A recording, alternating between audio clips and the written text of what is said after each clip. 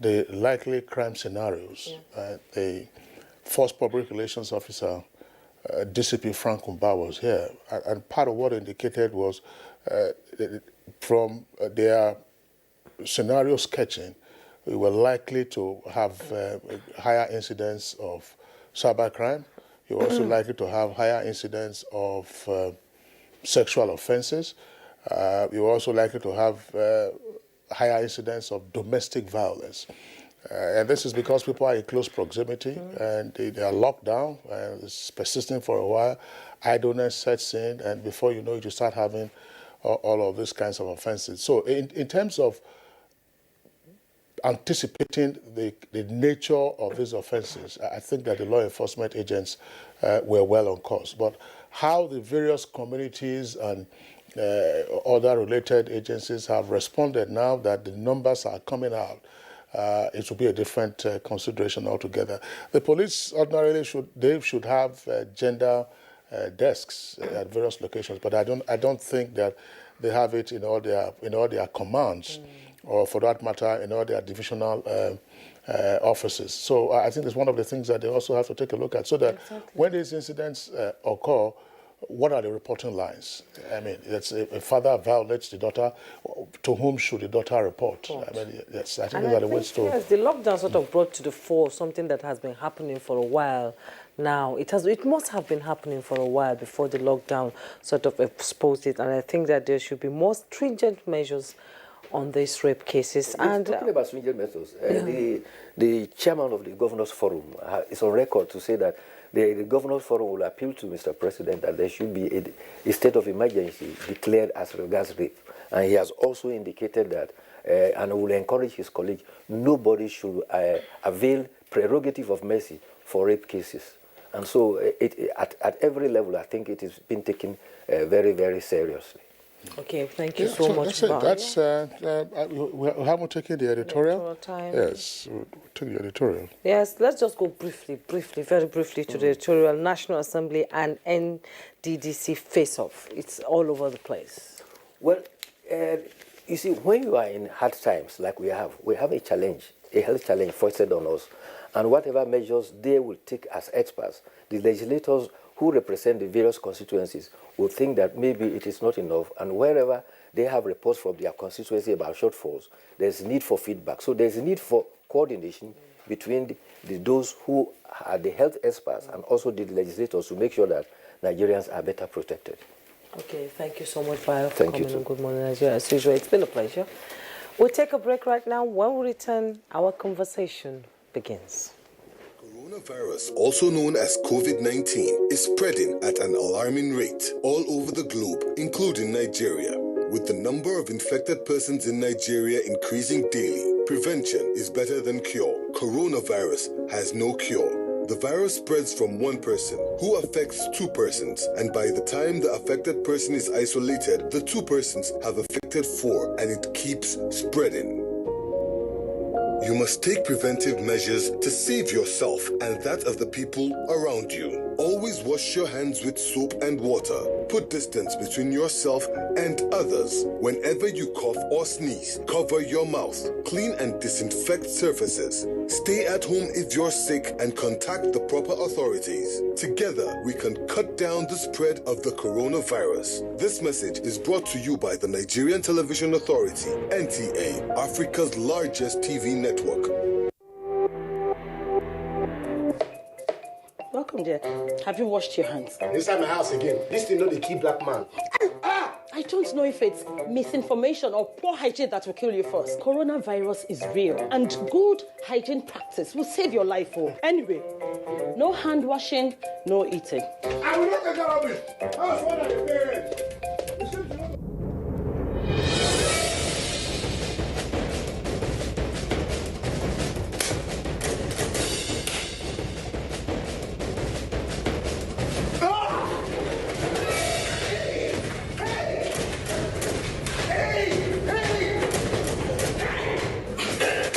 Coronavirus is real and it's on the rise. But you can help yourself and help others to be safe. Remember, we can stop the spread. It's in your hands. This message is from the Akinfade Foundation in partnership with the National Orientation Agency with support from MacArthur Foundation.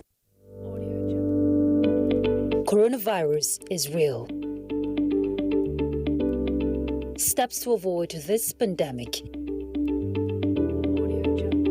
Wash your hands regularly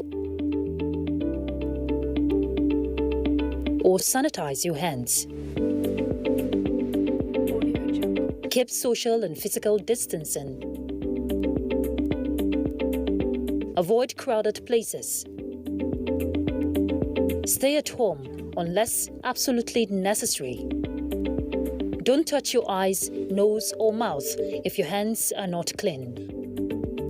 Avoid the spread of coronavirus. Coronavirus is real.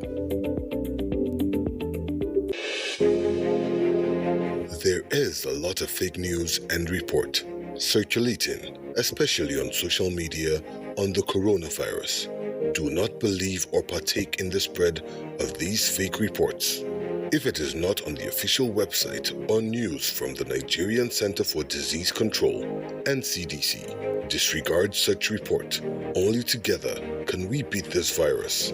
Only together can we overcome this pandemic.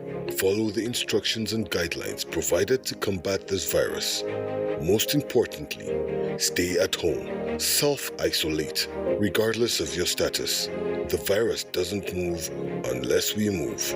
Let us work together to better Nigeria. Together, we can do this. This message is brought to you by the Nigerian Television Authority, NTA, Africa's largest television network.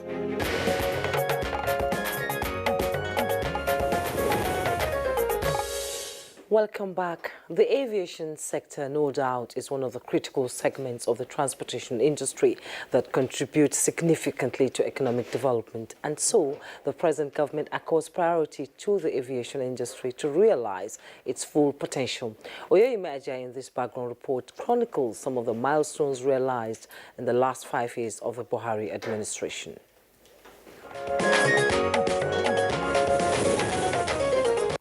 Since 2015, President Muhammadu Buhari-led administration has embarked on more than 157 aviation projects, with almost all of them being fulfilled, with those to be completed already above 50% completion. There was the inauguration of 8 NAMA projects, including the installed high-power Jetron VHF radios for Lagos East and West and Kano East and West.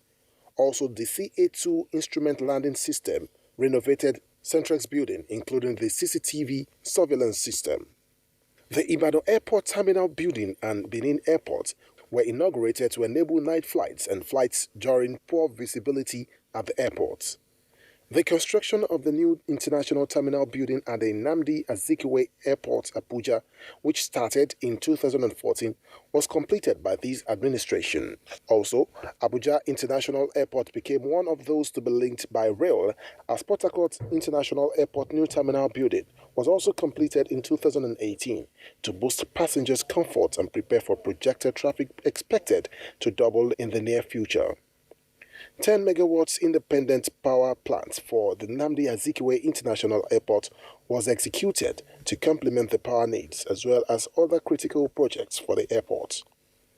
The new General Aviation Terminal at the Malam Aminu Kano International Airport, the new regional offices of AIB and NIMET for the Northwest, as well as the instrument landing system and DVOR equipment executed by NAMA at the airport were inaugurated. Lagos and Abuja passed the ICAO safety audit and have since been certified. 45 billion naira gratuity was also paid to 5,000 retirees of the defunct Nigerian Airways. In 2020, the coronavirus pandemic in the country has seriously affected the aviation sector, with flights suspended in order to curb the spread of the virus in the country. With most of all these achievements, many have questioned when the national carrier operations will be a reality. As the local flights will soon resume, what more should be done to continue to make the air travel the choice of many, and how can the sector be improved to international best practices? Guests on NTA's Good Morning Nigeria will be answering these questions and more shortly.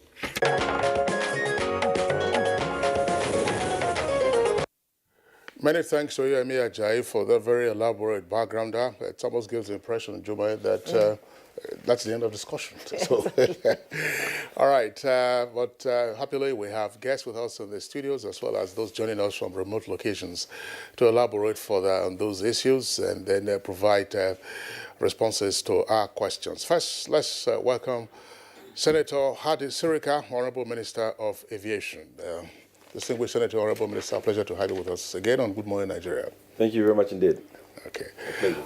Also here with us in the studios is an aviation analyst, Godi Ike. Godi, delight to have you with us on the program. Right, good morning, and well, thank you very much for having me. Okay. And we'll also have joining us via Skype from Lagos, Captain Roland Iyayi, former Managing Director, Nigerian Airspace Management Agency, NAMA. It's good to have you join us on Good Morning Nigeria. Good morning, Nigeria. Thank you very much.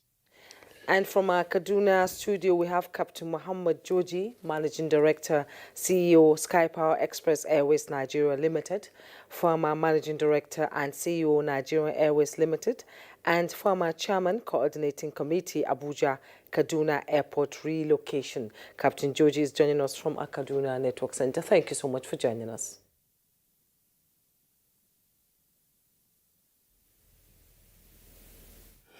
All right, gentlemen, once again, our pleasure to have you with us on the program. The Honorable Minister of Aviation, Senator Hadi Sirika, I was just struggling a while ago to juggle my memory. I should have done the research before coming on air. But it appears to me that you are now probably Nigeria's longest-serving Minister of Aviation. First as Minister of State, of course, which is a full cabinet position, and as substantive minister. This has been so since 2015. I believe that is correct. But assuming it is not correct, it's still relevant to our conversation because you've been in charge since 2015. And therefore, the question to ask is, along with the celebration of President Muhammadu Buhari's 5th anniversary in office, what has changed in the aviation sector? Well, thank you very much indeed for this opportunity to discuss what has changed in civil aviation in Nigeria under the Buhari government. True to the style of President Muhammadu Buhari, when we came in, I wrote him a letter in 2015 and discussed the roadmap, as I see it, what will change in civil aviation in Nigeria at the time. And, gratefully, he did approve that roadmap. And that roadmap has components of it and some tangential issues regarding the roadmap. Part of it was to concession our airport, to put it into entrepreneurs that can improve it for quality service delivery. Then, of course, the national carrier question, at the time must be answered. We must begin to have an airline that is commensurate and equal to the task in Nigeria by our population, our geography, our need for transportation by air, and so on. And then, of course, the Aerospace University to go into research and development in civil aviation and aerospace. And we thought that that is amiss. The capacity of people needs to be improved to be able to have the sector that you do need or that you deserve. Then, of course, we thought of the aerotropolis, which are cities around the airport. This idea had been mooted before, but nothing was done about it. And we thought that our airports also, especially the major ones, would go to become free zones, where commercial activity will go.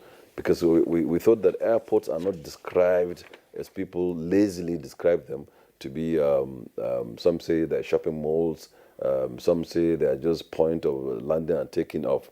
Airports now are cities all over the world, and they are centers for commerce and trade. They are centers for tourism. They are a gateway into your country. They are export points. They are manufacturing points. Airports have changed since, and then we try to respond to that, part of the roadmap. Then we now say, okay, well, aviation business has been so difficult in Nigeria because of lack of access to equipment, lack of access to finance. And we thought that there should be some leasing arrangement, some leasing company that will come and offer people equipment, that they can get at a very cheap rate. And we thought that should be part of the roadmap. Also, the MRO, the Maintenance, Repair and Overhaul Center, which we didn't have in Nigeria.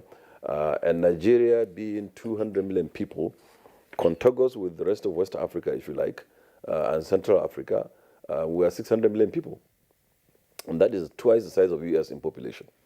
That is equal to continental Europe in population. So we thought that to have a very robust maintenance, repair, and overhaul with about 2,000 planes around this region, wouldn't be a bad idea, because you don't have to go to Europe to do a C-check, and then you take foreign exchange out.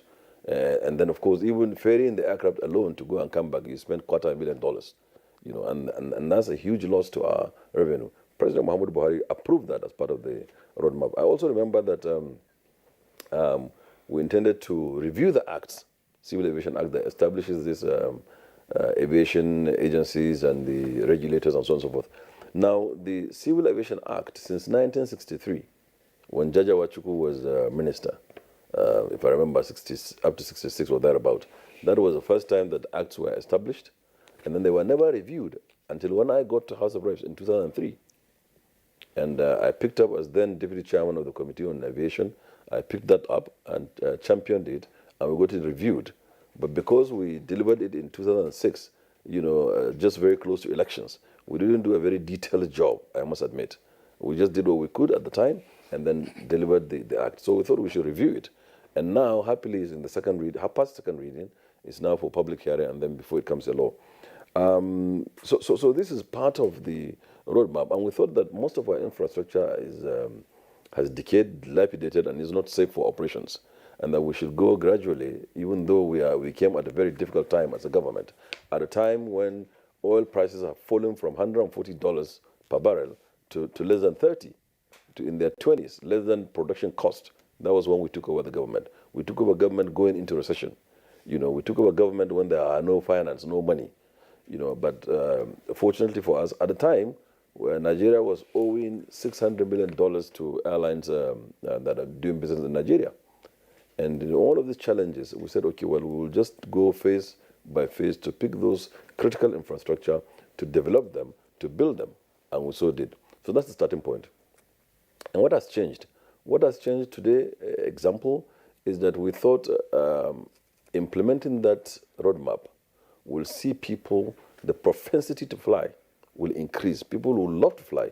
People will come and use aviation as alternative way of flying that is more efficient and safer and faster. And we grew that passenger number from 8 million to 18 million today in 5 years. That's very significant. And again, what has changed? What has changed is that aviation from the backside has now come to become the fastest growing sector in the country today. And this is MBS figure. This is the Nigerian Bureau of Statistics, and this is Federal Ministry of Finance, Budget and National Planning. Honorable Minister, restate that aspect again relating to the numbers. Yeah. Okay. Civil aviation in Q4 2018 become the second fastest growing sector after water and sanitation, due to the fact that we're implementing our roadmap correctly. And in 2019, Q4, aviation overtook water and sanitation to become the fastest growing sector in Nigerian economy today. And this is Nigerian Bureau of Statistics, and this is Federal Ministry of Finance, Budget and National Planning figures. So these things, because they are not there, you don't see what we're doing in civil aviation, except terminal building, national carrier. These are things that you would see. But many of the things that we're doing to get the sector correct, to improve on our safety, to make people to fly, there are hidden things that you don't see. Example, if I tell you that we installed a Category 3 instrument landing system somewhere, you don't know what it is. You never will see it as passenger. But we know what it is, and we know that people will be happier to come to fly into where we are. It makes it more efficient, very easy to do. People will remember things like the Abuja closure, because the runway literally packed up. It just got dilapidated right from the bottom up. So it was complete reconstruction, a rehabilitation of the runway. I remember that we spent month and month trying to convince the Nigerian populace, the Nigerian legislature, the Nigerian engineers, the Nigerian entrepreneurs, everybody that has anything to do with government, to convince them that we should close this runway. But you know what? It took me a month to convince the nation, but it took me only 2 minutes to convince the president that we should do it. When I got on the idea, I said, look, I cannot allow this thing to continue. If something happens here, 500 lives will be lost. I'll be dead. I'll be so ashamed of myself, I won't have a face to carry around. So I went to Mr. President. I said, Mr. President, this is a situation with the pictures. This is a situation in Abuja. What is the solution? I said, sir, I will close down this runway and repair it. He thought for a second. 5 seconds, he didn't say anything. He said, Adi, go and plan very well. I said, yes, sir, thank you very much. And I left. And then the whole thing began. And once I announced it's going to be done, the whole thing began, the whole kicking against and all of that. But gladly today, we're all happy. We've done it. We gave them time when to do it. We said how many weeks it will take us, and we delivered it short of 2 days. So I'm very proud of that project because a lot has gone into it in planning, in logistics, and so on and so forth. You know, we did everything that we could to move people to Abuja and so on. So this is the kind of president that we have. And when he saw the vision, he didn't waste time to say approved. And that, for me, is my strength. Okay. And we did that. There are quite a number of things that we achieved. But I like to talk on those things that I consider very close to my heart and very dear, not necessarily the ones that the passenger will see. I remember they used to talk about Ghana. Oh, look at Ghana, look at the airport. People will be tweeting, people will be showing on the pictures and so on and so forth. But by the time we delivered Abuja and Port Harcourt, it was quiet. But thanks to one comedian who came and said, Nigeria don't vex. He was showing his on his TV. You know?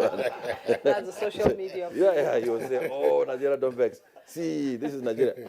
Now, we made that project, maybe 10% or thereabout, and with so many problems of planning and so on. But I said to Mr. President, sir, I want to stop this project. It doesn't make sense to me. $600 million does not make sense to me for 4 airports. Allow me to concession this airport. Save your money.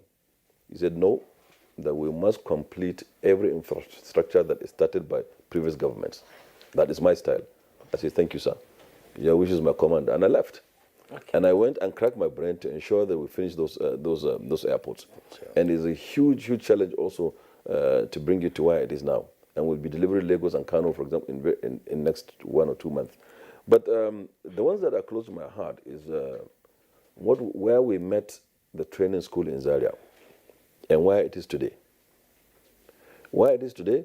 Today it's become the center of excellence for Africa.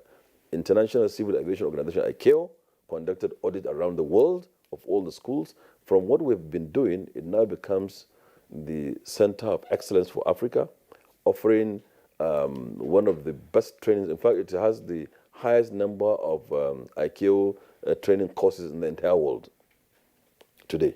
Today, another style of Mr. President, I went to him. I found myself approving on a quarterly basis $400,000 to go and train our firefighters in Cameroon, next door. And I said, but this doesn't mean well for us. It doesn't make sense. So how much is a firefighting simulator? They told me the prices. And the highest, the biggest automated one that you can put. And fire, by the way, fire is a fundamental requirement for every airport. Once there is no fire cover, the airport is closed. Yes. You won't operate. So, and this training is a must. And these are things the passenger would not see. So I went to Mr. President, sir, I need money to put a firefighting simulator because I'm paying $500,000 quarterly to go to Cameroon, for example, to do training. And he said, you have it. And I went today. That firefighting simulator, 5.2 billion, is sitting in Zaria, finished, completed, and training will begin in Zaria. How about that? I felt very delighted. And I'm Oliver Twist. I went to him again and said, Mr. President, these airplanes in Zaria, they are using aviation gasoline, avgas. And it's so expensive to train pilots in Nigeria. I want to bring in these diamonds that are using Jet A1, the normal jet fuel that we're using. That will bring down by 50% the cost of training. And he said, go ahead. Today we procured 8 of them. 6 are delivered and 2 are on their way. I again went to Mr. President. Mr. President, there is a Boeing 737 simulator to train our pilots. Our pilots go abroad to have their mandatory recurrency training that comes every 6 months. And the previous government started the project. They are less than 20%. Mr. President, if you allow me, can I convert this and do something else? He said, no, you must finish all of the projects that are started at 10%, 15%. Now that simulator is sitting in Lagos at the ports. We are clearing it and it will be installed. The simulator building for about $1.6 billion or thereabout has been built. The defibrillator has been purchased at $21 million. It's on its way to Zaria from Lagos. It will be installed and training will commence very soon in Zaria. So, you know, Honorable Minister, you're going to have enough time. I mean, it looks like you have an encyclopedia to reel out to us. But I want us to just take a slight break from what you were talking about, because when we commenced our discussion on the 5th anniversary of President Buhari's administration, one of the things we touched on had to do with the president's style. And in reeling out the achievements in the aviation sector, you've also somehow touched on the president's style. I mean, it took quite a while to convince other Nigerians, for instance, to reconstruct the Abuja airport runway. It took a short while to convince the president. And you appear to get the president's ears, and the president appears to also to approve what you submit to him. But let's give us the benefit of your interaction with the president in this very critical sector. What kind of a leader is President Buhari? President Muhammadu Buhari, in my opinion, and I'm sure that is the opinion of everybody who interacts with him in whatever capacity, is that he's the best boss that you can have. First and foremost, he will give you the assignment. He'll be very clear in his mandate. He'll be very clear in his focus. He will discuss it with you, and he will tell you, go ahead and do it. And once he says go ahead, you become responsible wholly for achieving that target. Well, I don't need to tell you that if you mess up, what will happen. but he's some gentleman that also will give you the credit and be very proud of you and support you all through the way. Whatever you bring makes sense to him, if he approves. It makes sense. Yeah. If it does, he approves it. If it doesn't, he's not shy of telling you, no, I don't agree. And he'll tell you the reasons often than not. And then you go back to drawing boards and come back again. I've been to him on one matter like 4 or 5 times.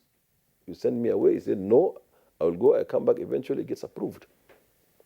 And if he says no with a reason, and I reason with him, I now think of him that this is a man who today, as I speak, there is nobody dead or alive that has the experiences of leadership that President Muhammadu Buhari has. Nobody. Right from secondary school, when he was a prefect to head boy, he was actually a head boy and a house captain at the same time, the same year. And then through to to cadet sergeant, then into military. Right from platoon commander all the way to general officer commanding. And he commanded 3 out of the 4 that we had, division that we have in the country that time. 2, 3, 4 divs. And he was living in Kaduna, which is 1 div. So he was in all the 4 divisions of the Nigerian Army. Rose to become, he was a governor. He was a minister for petroleum, then commissioner for petroleum, federal commissioner. And he was head of state. PTF. PTF. He was in the PTF. He was this. So, from head of state, he turned to become civilian, because somebody was from head of state to civilian. Okay, he is also from head of state to civilian, and 2 terms. So if you go through his experiences and what he has been given assignments and he achieved them, President Muhammadu Buhari, I find him to be the richest person in terms of experience in leadership. So I trust him, and he trusts us back. And he tells me that loyalty and trust is two-way traffic. It's both ways. So he is that kind of leader that will support you through thick and thin. He's not a fair weather friend at all. He jokes, he laughs, he guides us, he tells us stories of how it used to be. He tells us the future that he's looking at. And his concern is the critical downtrodden people, not forgetting the elites, because they kickstart and run the economy for the benefit of the downtrodden people. It's a mix of the two. In his brain, he is a person, and for me, the most is his integrity, his fairness, his love for this country, and his full dedication to duty. Exactly. Nobody can dispute the fact that the president loves this country very much. So his style is in his swagger. The way he carries himself, it tells you that this is a serious-minded person. This is somebody who believes in what he's doing. This is somebody who is aware of the weight of leadership on his head. Just one thing. Build up to our election in 2011. We saw it every time that he came to contest. He sees himself winning. In 2011, he told me we were driving around this Abuja city. And we were certain that we were winning the election. And he said, the whole thing is not about winning the election. It's about this huge confidence that people have on us. So we must be able to deliver to satisfy this. And unfortunately, he got elected, for me, at a very wrong time, when there is crisis all over the place. There's no money to spend. There's recession. There's Boko Haram. There's this, that. Things are happening, including the latest one of them, now the coronavirus. Every single turn in the corner, he faces one huge challenge that no leader had faced in the past. When he came, 17 local governments were having another flag, not Nigerian flag. They are hoisting another flag. You know, so the challenge are enormous. The resources are so small. The future is looking bleak. The population is increasing. 200 million souls to cater for.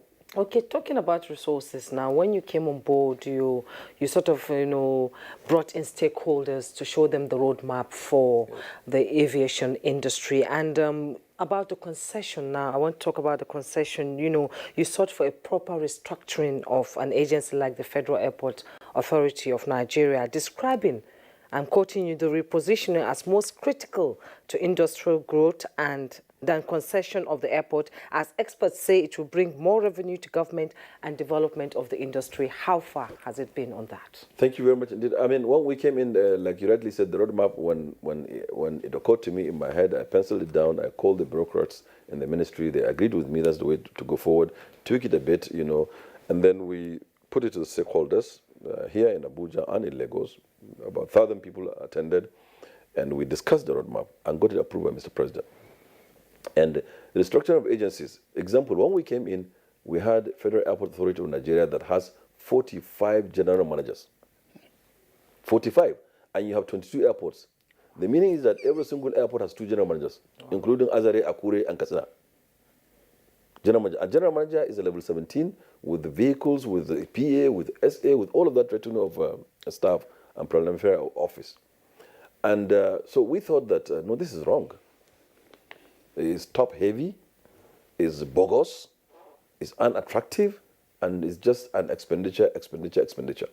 So we sought to restructure them, to reduce them from 45 to 15, and then further maybe perhaps to 10. And then that is a manageable size, the size that we can manage. And the way that the business is being done in FAN, we thought that it's not the way it should be. It ought to be a business. That way we go. So then come to the concession of the airports. We believe that, I say it, and I'm afraid that people will get tired of hearing me. I liken it to you having, like my flat in Ikoyi. When I was living in Ikoyi, I had 2 rooms, to myself and my wife. And we're using 1 kitchen, 1 toilet, and 2 of us.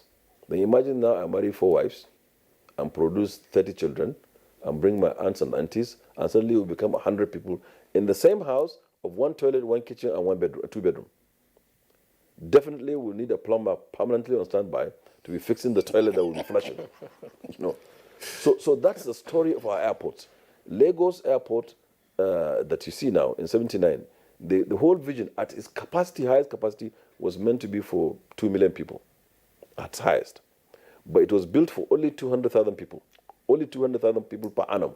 Today, Lagos alone is doing 8 million passengers. 8 million. Per annum. And I can guarantee you it's going to go to about 10 million now. And in the same Lagos airport, wing E and D. Same airport. And so that means that 200,000 people were using the airport. Now 10 million people are using the airport. So we thought that we should give it to private hands, not to sell, but to concession. So they bring it back to me. Now that my house in Ikoyi that I described was sitting on 7,000 square meters of land. If somebody said, okay, Heidi, wait, I take this your house, I build 10 stories of 3-bedroom flats, and so that gives you about 20 houses, or even 30, depends on how you do it, and then we pay you rent back. And if I am paying in Ikoyi 10 million per annum in my 2-bedroom flat, and now I have 30 in the same location, even at 10 million, that is 300 million. So if the guy takes it and he's taking 200 million for himself and giving me 100 million. So I'm making 90 million more than what I was making. And my property is now better, much better. And after 20 years, 25 years, he gives it back to me. So where are we? We are now at the tail end of it. We've appointed transaction advisors. They have finished the transaction advisory services.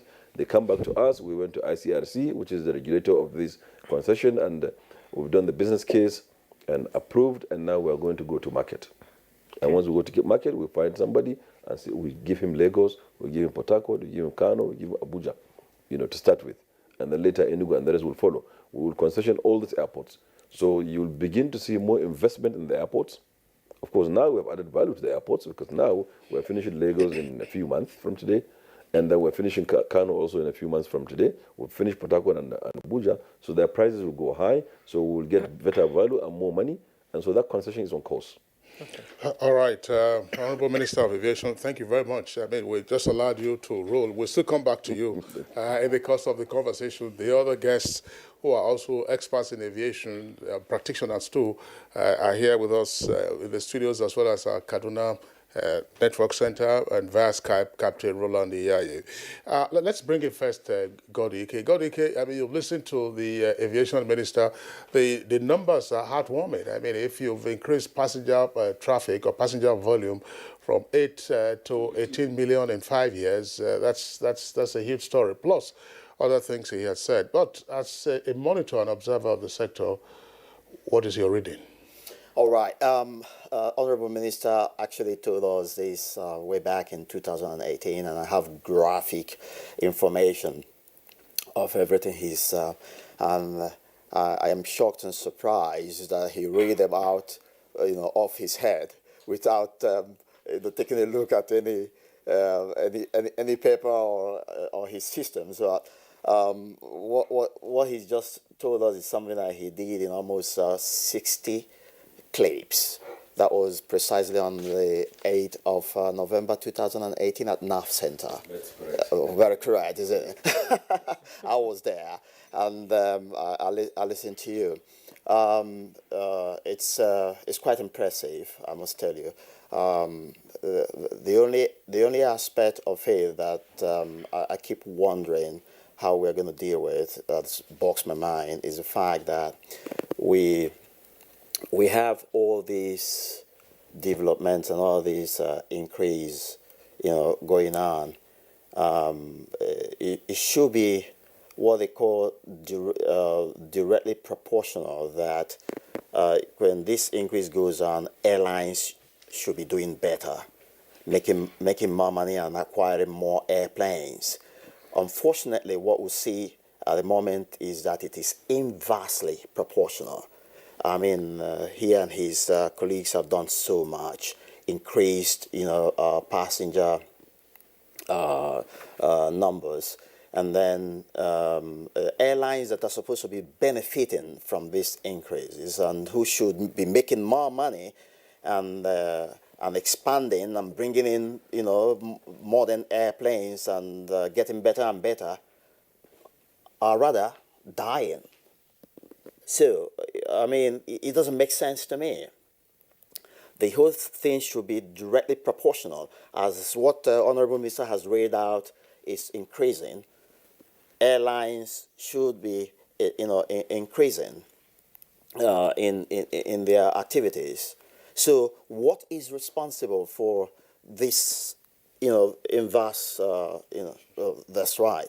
And so I've thought through it, and I got to find out that we have financial indiscipline in the operations of airlines, and we haven't, as a government, taken charge of the sector, be it private or national, to say, listen, we need to guide you.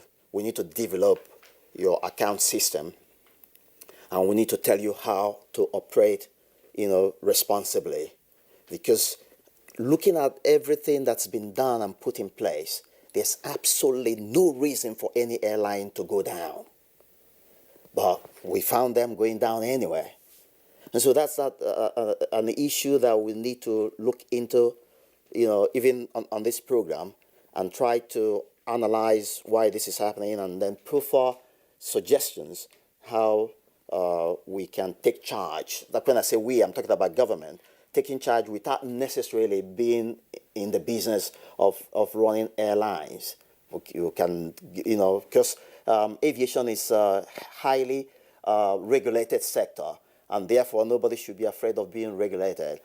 So if you say this is where your finance must go, this is where your investment must go, this is what you must not do, then whether privately owned or government owned, they must abide by those rules if you want to operate in Nigeria. And I think if we do that, we will now see a situation where all the developments that have been laid out will be directly proportional to better airlines and more prosperous airlines in the system.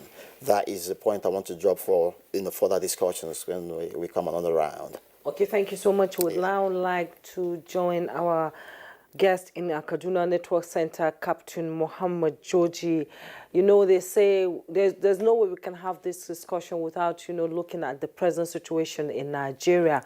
The world itself will never be the same again. And I believe the aviation center will be most affected because of the travels and the people that are packed into the plane. So can you tell us, post-COVID-19, when the airports, which is gearing up to open now, what kind of safety measures will be put in place to ensure compliance by passengers?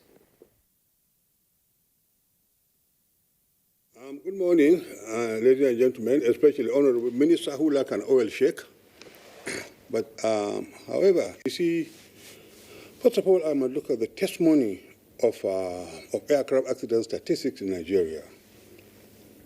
In the past, we had a hell of a lot of accidents, especially 2005, 2006, which claimed the life of about 321 people. Seeing the assumption of this administration, luckily we have zero accidents, and we hope to continue along that line. There are certain issues also which we like to discuss in policy with the Honorable Minister himself. This is not a question of public consumption for now, because they are going to produce a new Civil Aviation Act without going through the policy. And it's wrong. We have to go to the policy first before we go to the act. So as far as I'm concerned, as I said, here with me, this is the entire aviation accident history here, the whole lot of it here. Luckily, for the past 40, 50 years, but I'm glad for the past 5 years administration, zero, and we hope to maintain along that line. And also, airport development. Here again, I have what you call airport airstrips. We have about 71 of them. Here, we did the book about 71 of them by air ride. So that was, at those times, they have encouraged what you call general aviation. General aviation is the key to development. So I hope the minister also should try and establish a new general aviation policy. Without general aviation, you can never develop an aviation in any country at all. So we are hoping the minister, during whatever stakeholders, we look at general aviation, very, very important, because, for example, now, I'm flying for remote airport, cutting passengers from Gusau, etc., etc. People, they want to fly and join a mega airport flight, say to Lagos, to Abuja, and so on and so forth. So general aviation is the key for those what you call hub and spoke. So I hope the Honourable Minister also will look at the development of those hub and spokes, where we can look at the general aviation, the key to it as well. And I believe, I'm sorry to say that, without any apology, the Honourable Minister has been an engineer and also a pilot. So if there's any failure, I will blame him, because he knows the rules of the game. So that's where, for now, I will stop before I continue. Thank you very much. You have not really answered my question. I was asking if, as the airports are gearing up to open now, what will be done in the, to ensure safety and compliance? Okay, I think Kaduna is off for now. Okay, let's now join our Skype.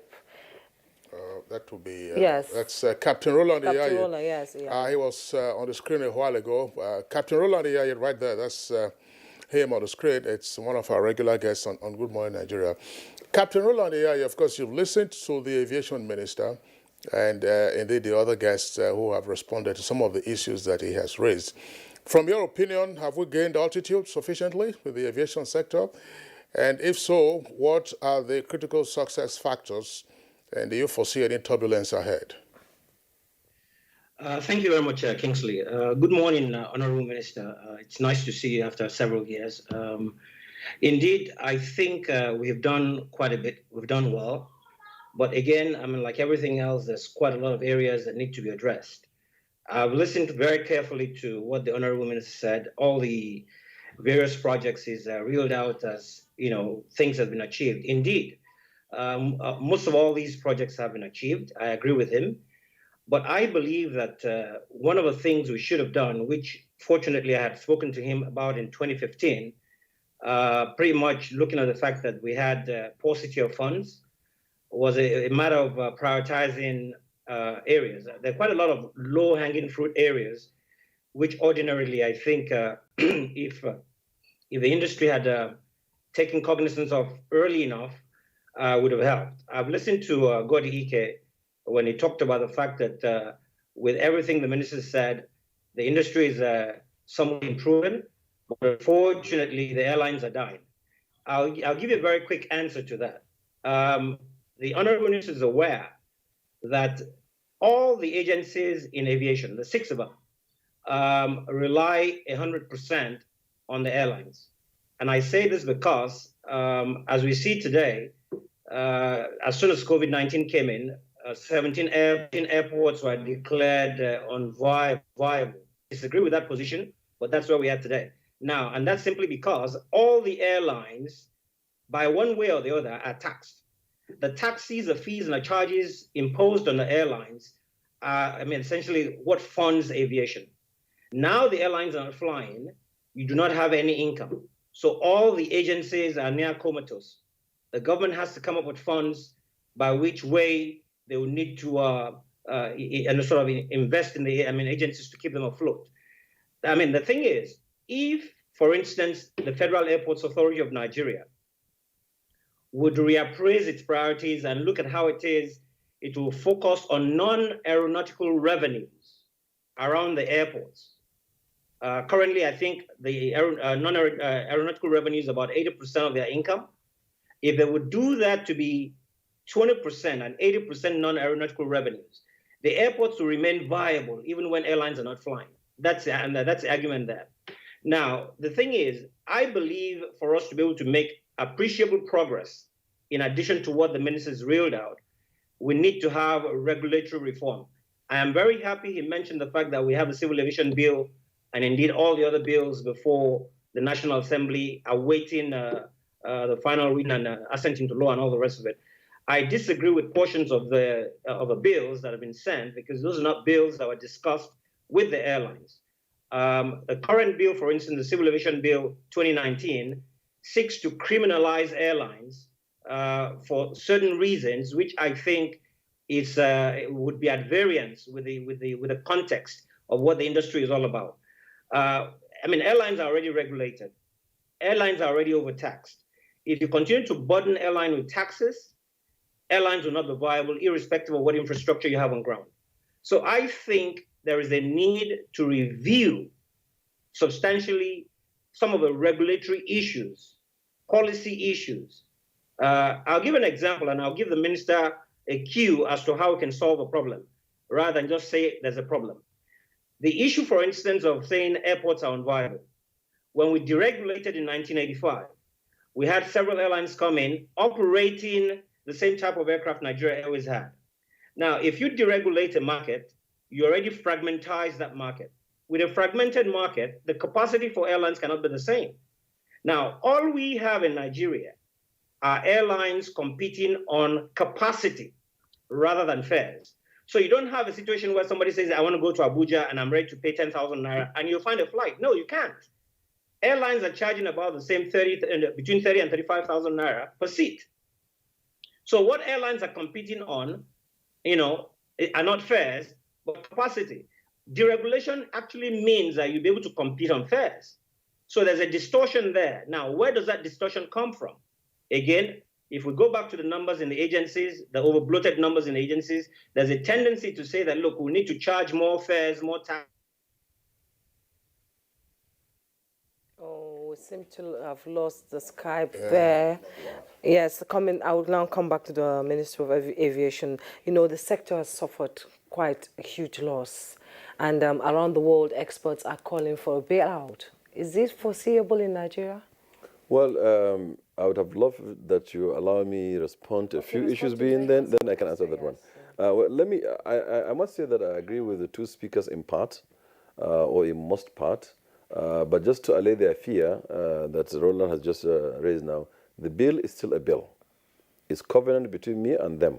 I said to them that we cannot pass this bill except we put it to public hearing, and that public hearing and stakeholder conferences. So I have spoken more than 20 times, and I pleaded with them that we're going to send them ahead of time. And this is the first time any minister is doing that. We sent it now ahead of time for them to study it. We'll give them the number of weeks that they want to take, make a critique, and bring it back to us, and we sit with them, agree how the industry is, because the industry is for them. Yes.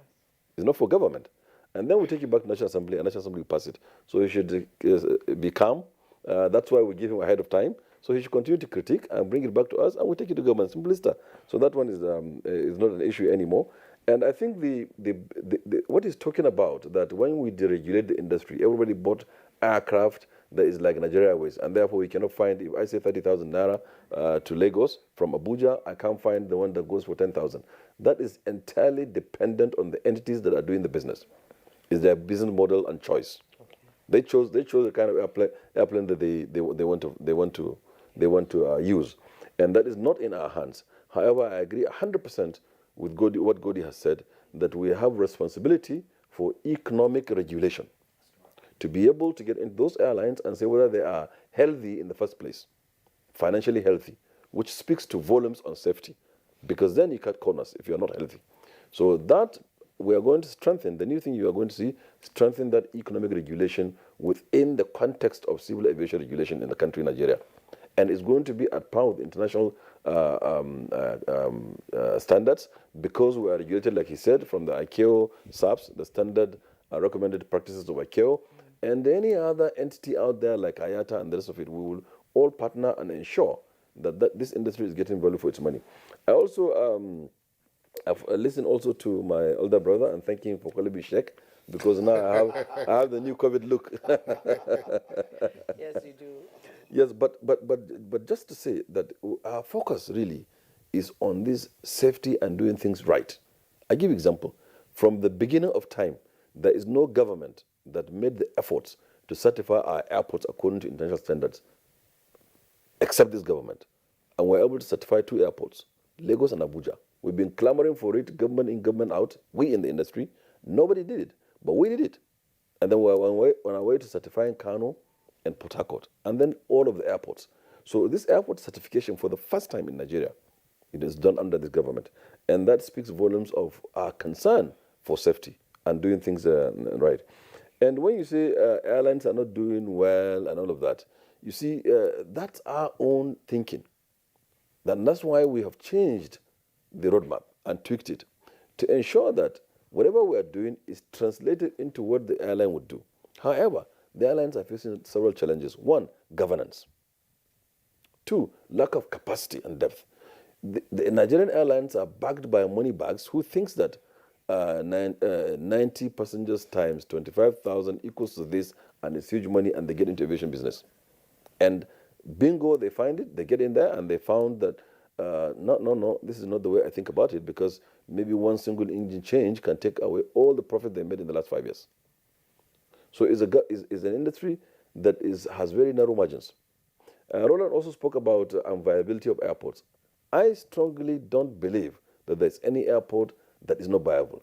It depends on the activity you are able to create around that airport.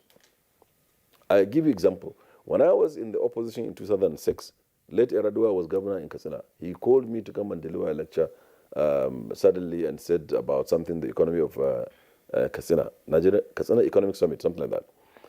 And he gave me tourism, agriculture, and transportation to speak about. I went with only 3 slides. And I said to him that you have 37 dams in Katsina. One of the biggest is in Katsina, in the country. Why don't you produce chili, tomatoes, and onions and use your airport to export them In 5 hours, they'll be in London. In London, in Paris, in Jeddah, in 5 hours. A handful of tomatoes is £10 in England. A whole basket is 200 naira at the time.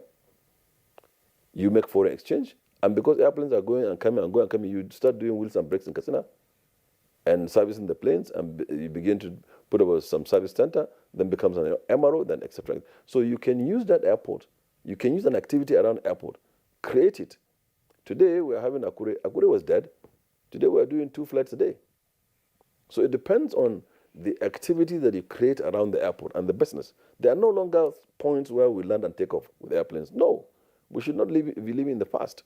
So that's what I want to say about that. So we should deliberately, on purpose, create activity around our airports. And that's what we're doing with the concession. We're not going to just hand over airport to you. We have to create, we have to analyze and take account the viability and the possibilities around those airports. And you also, as entrepreneur, come and take our airports. You will also think about that. And then we partner and create activity, and then that airport becomes viable. And I think, lastly, I just want to say that non-aeronautical charges that he talked about.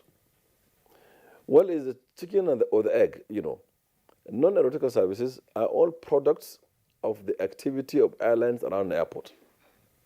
It is when you have people going in there and coming out that you can create non-aeronautical example, if I just want to put, say, a shopping mall or a movie or a spa in an airport to make money, it's non-aeronautical charges.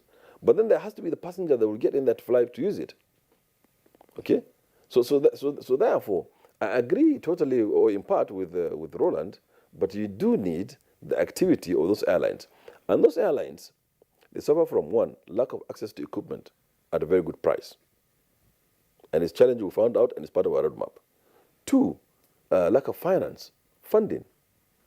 The way, insurance is so high in Nigeria for many reasons, and we're trying to tender with that, to deal with that, because that's also part of our problems in Nigeria. Then, of course, governance. Because you have money, it does not mean that you are the alter ego of the airline and you decide what happens.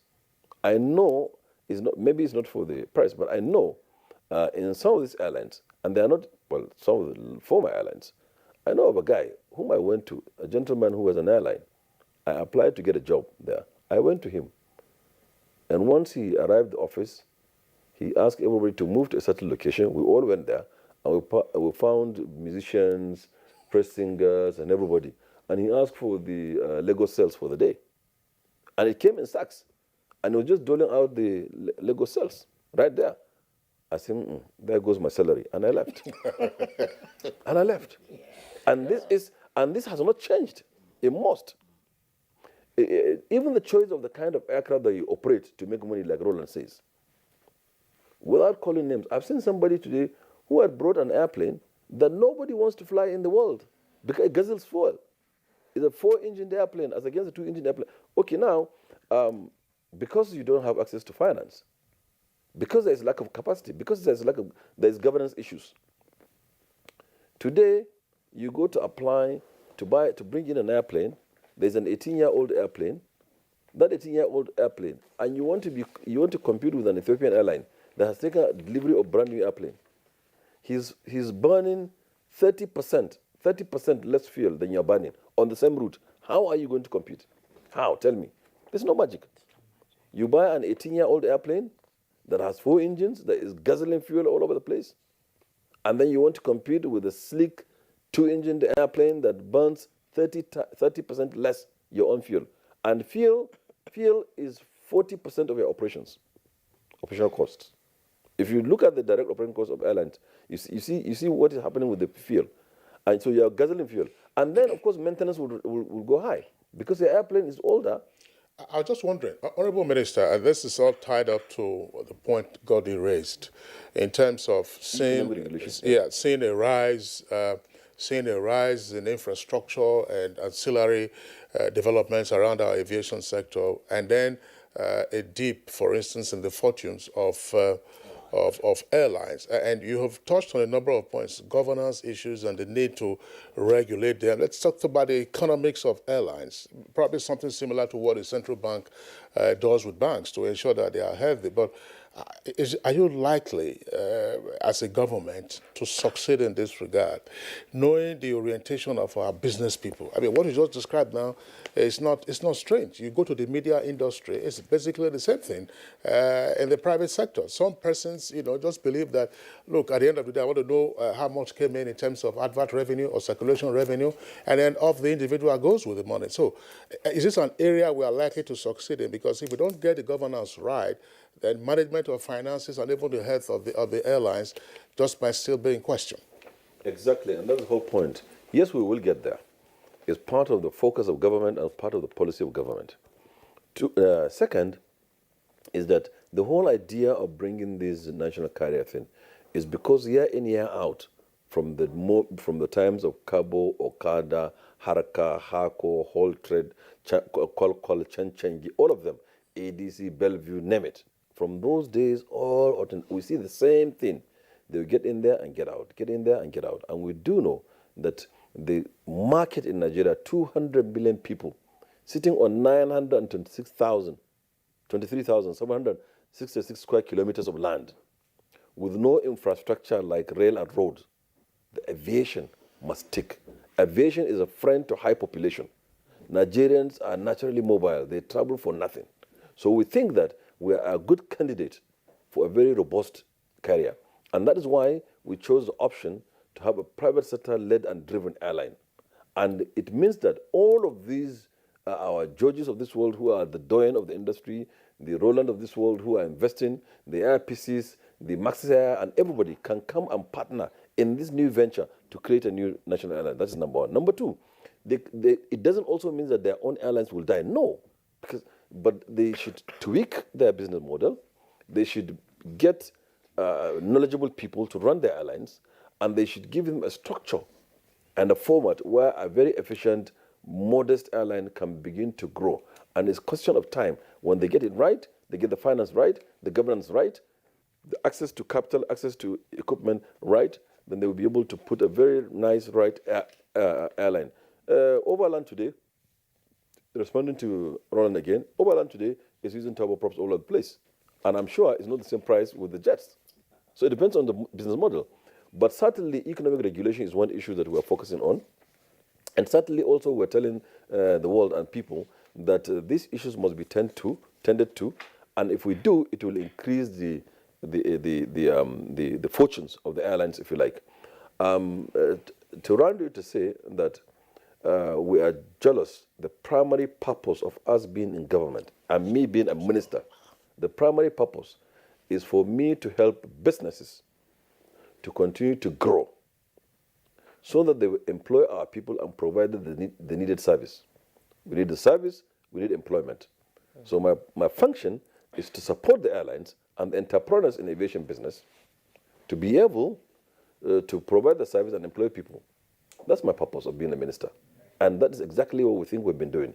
We've been engaging stakeholders all the time, and it's on record that I have held officially 6 stakeholder conferences to which Godi said that he attended one, or many, here in Abuja. Over 1,000 people were there. And unofficially, we've done like 20 stakeholder meetings. Most ministers, they will come and introduce themselves. My name is so-so-so, I'm the minister, and off they go. But I am always back to the stakeholder to criticize the policy, to talk about what to do next, and then we run together. I remember I hit hard at NAF Center. Yes, remember that? Yes, I do. I do. And thank you very much for that. And we are here to see, the thing about criticisms, I like them, even if they're not constructive, because they make my job easy. They make me shine. If I listen to you, you are correct, I change, I make amends, I shine. If you are wrong, I will still shine. So either way, I win. So for me, as a policy maker, I like you to criticize me, even if they're unconstructive or whatever they call them.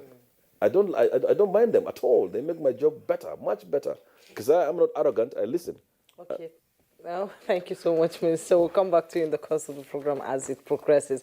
But we'll take a break right now. When we return, the conversation and focus on the aviation sector will continue. Don't go away. Nigerians, coronavirus is dangerous. It can kill. When you see this sign, high fever, cough, shortness of breath, drowsiness, pneumonia, don't panic, don't hide, don't embark in self-medication. Promptly visit the nearest medical facility. Report all cases to the nearest hospital. Prevention is key. Avoid contact with infected persons. Avoid crowded areas as much as possible. Wash your hands regularly. Use hand sanitizers. Your life is precious. Stay alive. Live long, live right. This message is sponsored by the Federal Ministry of Information and Culture and the Nigerian Film Corporation. Nigerian Film Corporation, powering possibility. As a strong immune system increases the chances of victims surviving COVID-19, a corruption-free society creates opportunities for citizens to thrive and prosper. Build your immunity. Stop corruption now.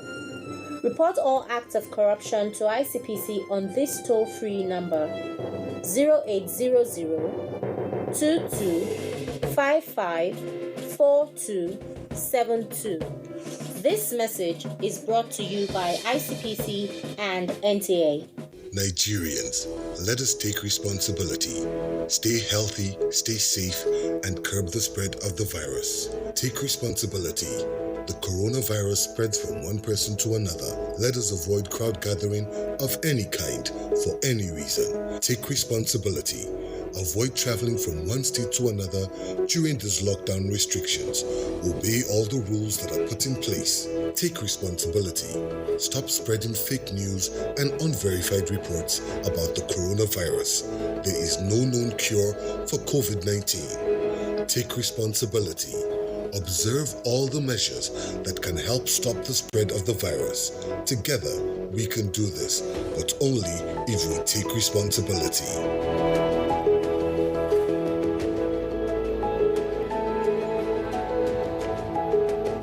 This message is brought to you by the Nigerian Television Authority, NTA, Africa's largest television network.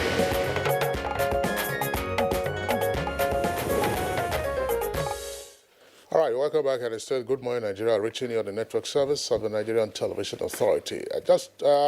Captain Roland Iyaye was speaking to us when we lost him via Skype. Now, we understand that he's back. Captain Roland Iyaye, of course, while we lost you, the minister had the opportunity of responding to the slew of issues that had been raised. You may wish to complete whatever point you were making at that time, but take along with it the whole idea of what has also been on the cards, what people can see visibly, namely the proposal for a national carrier. That's one. Second point is the so-called MRO. Now, I don't know what's going on with that. Each time we have a conversation and MRO comes up, I find that there is usually not a mention of a facility at Uyo. I had the benefit of visiting the facility some years ago. The then governor of the state, who is now also a minister in charge of the Niger Delta, that's Akpabio, indicated, that the MRO facility there was meant, to service the aviation industry as well in Nigeria, as well as in the sub-region. Is that a way to go, or it seems tangential to the whole idea of getting an MRO along, of course, with a national carrier, just as the Honourable Minister has indicated? Captain Roland Iyaye. Thank you very much, Kingsley. On the MRO issue, I tend to want to agree with the Honourable Minister because I think there is a need to stem capital flight. However, if you're going to be talking about setting up an MRO is not like a car garage that you just set up and then any type of car will come in there. No. There is a need to specialize on a particular type of aircraft. So before you would set up an MRO, you need to do your market analysis to say, well, what type of aircraft do we have in this market? Like the Honourable Minister said, if you're looking at the African market, what is the type of aircraft type that you have that is popular in this sort of in this climes that ordinarily if you set up, you would have good patronage. That would be the first thing. And then of course you need to sort of structure that to work with your local market so that the primary objective of making sure your STEM capital flight can be addressed. Indeed, Uyo is a very good facility, But what I know about Uyo is that it does not have the equipment and the necessary tools to service any particular type of aircraft as we speak. So for you to make Uyo a useful facility, you need to equip it to service a particular types of aircraft. So I think that's the first step in terms of addressing the MRO issue. Now, in terms of a national carrier, I disagree with the minister, because if you have a national carrier coming into the same market like the current domestic operators, the national carrier is going to be given special privileges. I don't see them coming into the same environment, competing on the same basis, on a level playing field, and succeeding. I mean, the point here is airlines in Nigeria are burdened by several issues that ordinarily it shouldn't be. And I think there's a need to reform that as a first step before talking about a national carrier. And in any case, if you bring in a national carrier today, which to a lot of Nigerians might seem to make sense, I'll remind us very quickly that South African Airways is currently struggling to be out of bankruptcy. A lot of major carriers in the world are currently struggling for national aid. Now, the point is, if you have a national carrier, even with the concept of saying you want to have private partnership and all the rest of it, if the issues affecting the current domestic carriers are not addressed, invariably you're going to have the same problem with a national carrier. Virgin Nigeria came in, or Virgin Atlantic it was, Virgin Nigeria, right. And at the end of the day, we ended up having an issue with the structure it came with. Eventually, we found that it was more like people bringing in money to say we'll invest and never invested. Now, the Nigerian carrier that you want to set up, if it's going to be a flag carrier, will be a good thing. A national carrier with taxpayers' money at this point in time might not seem like a wise idea, because I don't think the country even can afford the cost of setting up something at this point in time. I think the government should immediately look at how it is they can help the domestic airlines stay viable. In terms of international reach that a lot of people have complained about, if the government so feels, they should designate capable Nigerian airlines to fly the flag. I think that would be a better way to go, rather than put resources in a new national carrier that at the end of the day might be money down the drain. So for me, the MRO project is a very, very good step, and it's a must. We have the infrastructure. All that needs is just a matter of tooling up. But the issue of a national carrier, particularly when we're talking about coming out of COVID, well, the benefit of it, again, if you look at it, is that if you're saying you want to go and take advantage of this situation, yes, you probably will be able to get a lot of aircraft available because there's so much capacity in the market today. However, in the longer term, how do you structure to operate in the same environment like the domestic carriers and expect to be viable even when they are not viable? The issue of corporate governance that has been talked about is very, very minuscule when it comes to the issue of running an airline. Corporate governance, in the context in which the minister said it, that a local airline was doling out money of a particular sales and all that, that's not something that happens today. No airline, no reasonable or responsible airline owner would take money from its pot and share just because money came in on the day. The point is, airlines are burdened in Nigeria. And until that is addressed, it will be very difficult. The issue I was trying to raise before I went off air the last time, talking to the Honorable Minister about the issue of the so-called unviable airports. I heard what he said. No airport indeed should be unviable. However, to address that very quickly, the issue is a policy change. The airlines in Nigeria are all licensed based on the same sort of structure. That is wrong. In America, you have 3 different tiers. And the reason you have different tiers is that each tier operates based on a capacity size.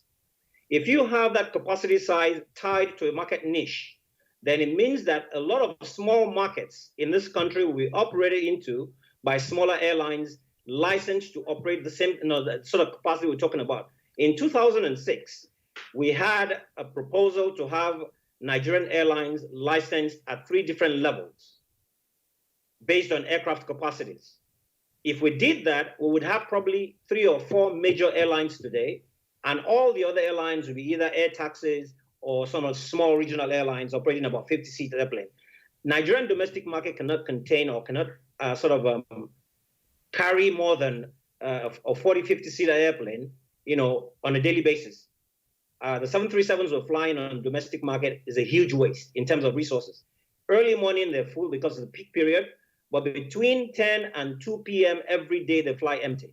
And that is like whittling away whatever benefits they earned in the peak periods. So at the end of the day, it falls back to economic regulation. Okay, thank you so much.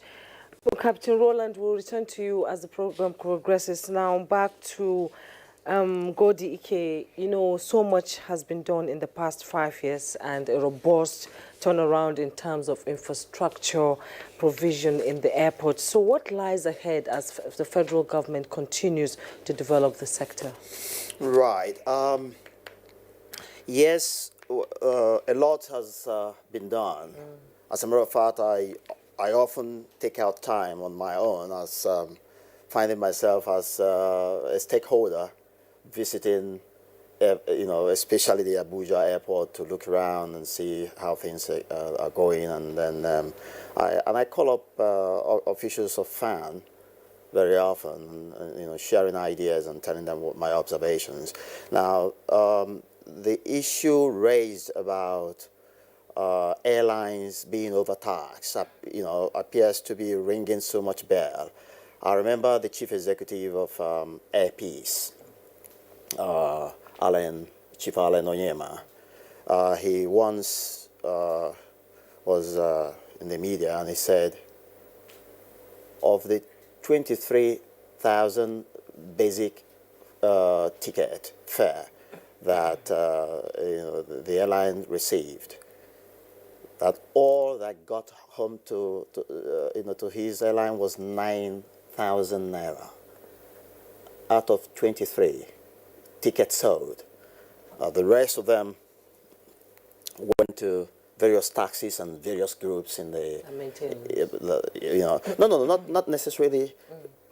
First of all, I mean the net taking by the airline from it, an average ticket of about 23,000 at the time. That was Chief Onyema speaking.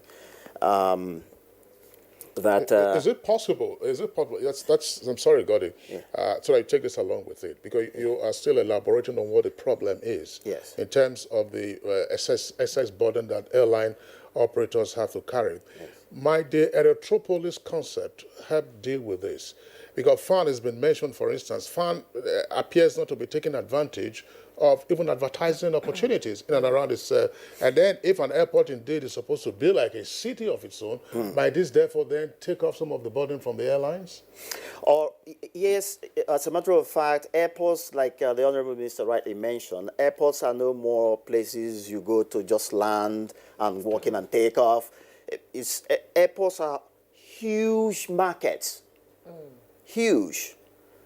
I mean, if you take a trip to the Dubai airport, today, as a matter of fact, if you visited, say, about 6-7 years ago, and you go back today, you get lost. You won't even know where you are anymore because expansion is massive and huge, and everything is happening there. And as a matter of fact, sometimes you think that a quarter of the population is milling around there round the clock. That's what you find.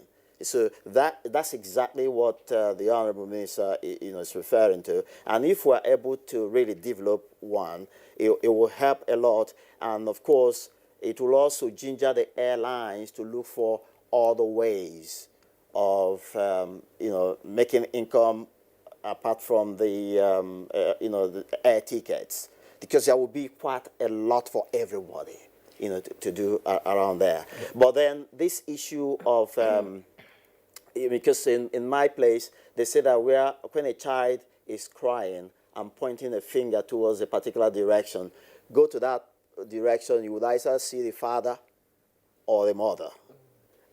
That's nowadays, where I come from.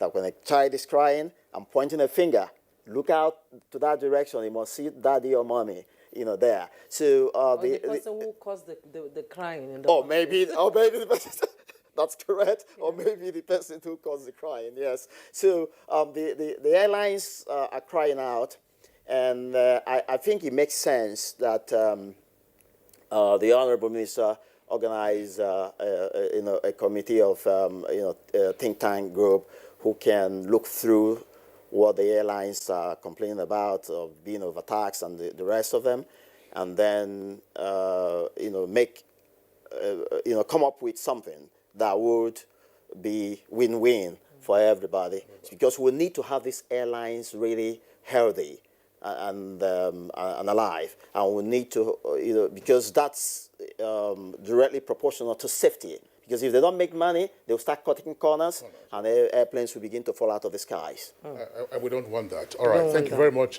Gordy Ike. Let's return to Captain Mohammed Georgie in our Kaduna Network Center. Captain Georgie, 2 points very quickly, and we'd like your response also to be very brief. One, you were talking about the need to review the general aviation policy, and the minister himself spoke about the reform in terms of having a new law to replace the Civil Aviation Act, which is, according to him, outdated. He says this has been sent out to various stakeholders. Do you have a copy of that, of the bill, proposed bill? And if so, what more would you like to see, or what is your criticism? Plus, the national carrier, you've often been an enthusiast of the national carrier. I'm sure you listened to Captain Roland Iyaye and his objections to certain aspects of the proposed national carrier. What are your responses? Thank you very much. At the moment, general aviation is the key. I am now involved in the operation of planting of rice in Rukubi, Doma local government of Nasarawa State. It is about 40,000 hectares of rice we produce per quarter. What do? We have an aeroplane called Air Tractor. It is simple general aviation aircraft. It flew low level, plant the rice, come back, plant fertilizer, come back, fly into sizing. That's all it does. In one state, we are producing 40,000 tons of rice. Imagine you have 6 states. Believe me, Honorable Minister, you will feed the West Africa of that. It's very important when I look at that. So general aviation is the key to that aspect of it, Honorable Minister. I assembled the aeroplane in my hangar, I test flown it, and I'm operating it now. So a very important, Honorable Minister. Honorable Minister, too, he knows how to fly all those aeroplanes anyway. Roland Yali knows how to fly all these aeroplanes anyway.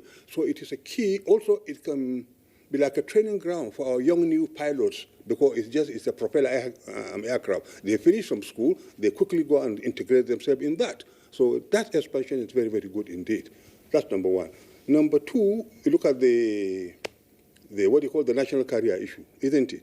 Now, I was involved in that. You see, why the Nigerian Airways failed? Because it was gross revenue was net profit. What you generate, you chop, somebody pay the bills.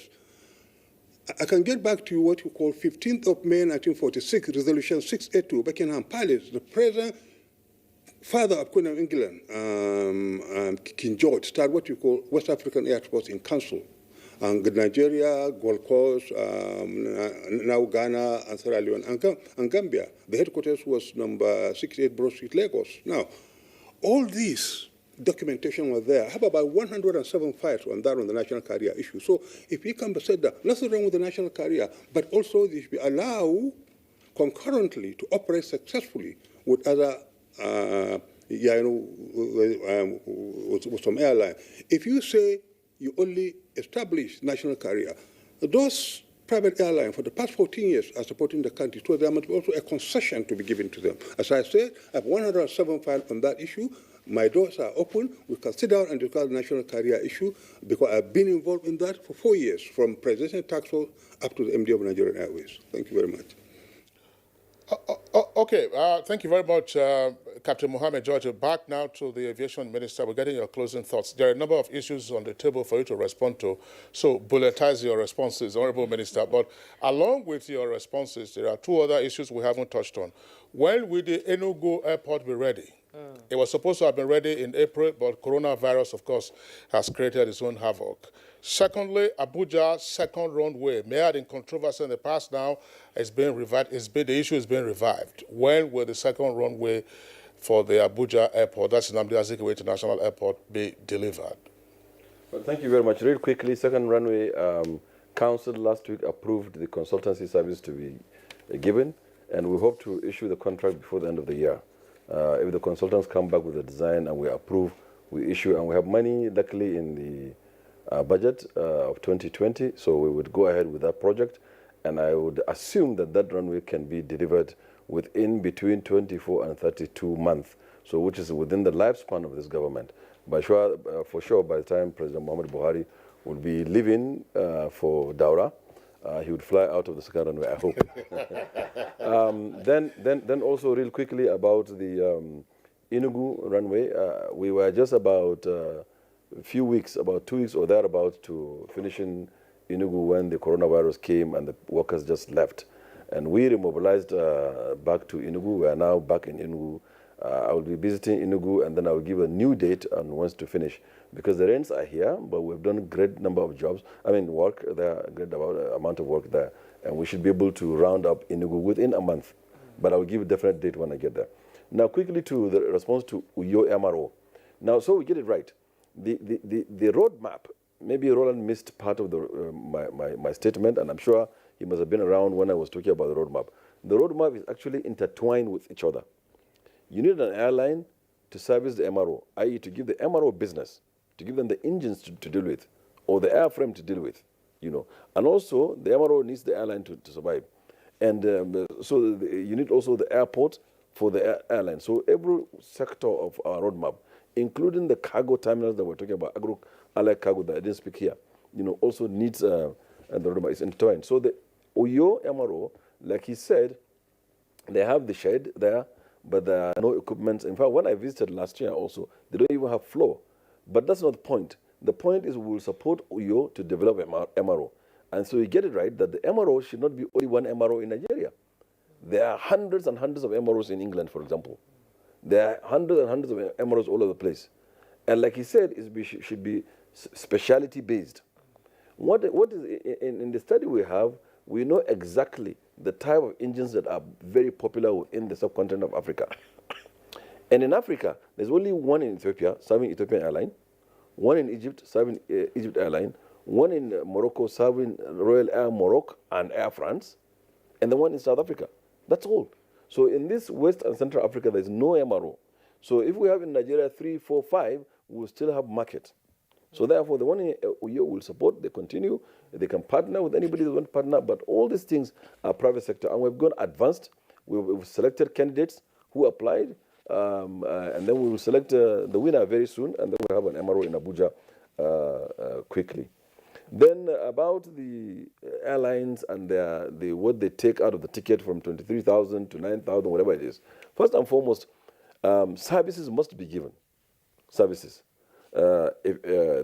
If I give you passenger service charge, for example, or ticket sales charge, a part of the money, I'm giving you Mashallah, I'm giving you fire cover, I'm giving you my runway, I'm giving you my taxiway, I'm giving you my electricity, I'm giving you my water, all of this. So therefore, of course, tickets, everything that you sell in the world is a component of it that does not come to you. If I sell pizza, for example, somebody supplies the tomato. That's what it is. So whatever it is. But I agree that the charges can be made better, and all of the airlines will bear me witness that there's even a committee in place that the Vice President, His Excellency Vice President Professor Oshibanjo, set up to review these charges. And we sat down and did a diligent job in my office with all of the airlines involved. And we zeroed on the specific issues, and government is looking at that. You know, and that I chaired that committee when they were crying. But I can tell you that these charges are not peculiar to Nigeria. They are all over the world. Every single ticket you pick, you can dissect it, analyze how much money goes to the airline. So it's not new. It's not any news really for me. But is that if they would be improved, we'll improve them because we want them to provide service. Then quickly to Georgie is speaking my mind. Georgie is speaking my mind that these airlines are not going to die. We will continue to promote them. The national carrier will come and be set up, private sector-led and driven, with very minimal investment of government, with no control of the management of the airline. private sector to showcase how we can take advantage of our population, our GDP, $450 billion GDP in Africa, the biggest market in Africa, the biggest population at the center of Africa. We are a good candidate for a very robust, world-class, well-done airline. And I can also not keep quiet by saying that there are issues with our airlines. They can be made better. They shouldn't be seen as personal entities. I was speaking in the past when I said I went on an airline when I applied and I saw him donating money. All right, it doesn't happen. all right. But a lot still happen. Honourable And Minister. they are still deficient. Honourable Yeah, Minister, our Honourable job Minister. is to make them better. Yeah, thank you very much. Thank We you said so much. bulletize the point. We said bulletize the point. Now you are speaking in essays. Okay. Senator, All right. Senator Hadi We will Sirika, have the benefit of having a return on Good Morning Nigeria to talk about some other aspects. we really appreciate your being with us this morning, Senator Hadi Sirika, Honourable Minister of Aviation. As I said, you didn't correct me. Probably Nigeria's longest-serving Minister of Aviation and the so first far. aviator to head the ministry.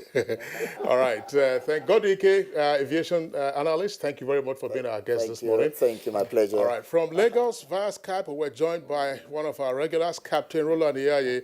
Captain Iyaye, always a delight having you on Good Morning Nigeria. Thank you. From our Kaduna Network Center, we had Captain Mohammed Georgie. Thanks a lot, always, for being our guest on Good Morning Nigeria. A number of tweets also came in. We appreciate you all for sending in your tweets. We, of course, applauding the minister and the president for the strides that we have seen in the aviation sector. Aviation sector, according to the NBS data now, is the fastest growing sector in Nigeria, Yes. from 8 million passengers to 18 million in 5 years.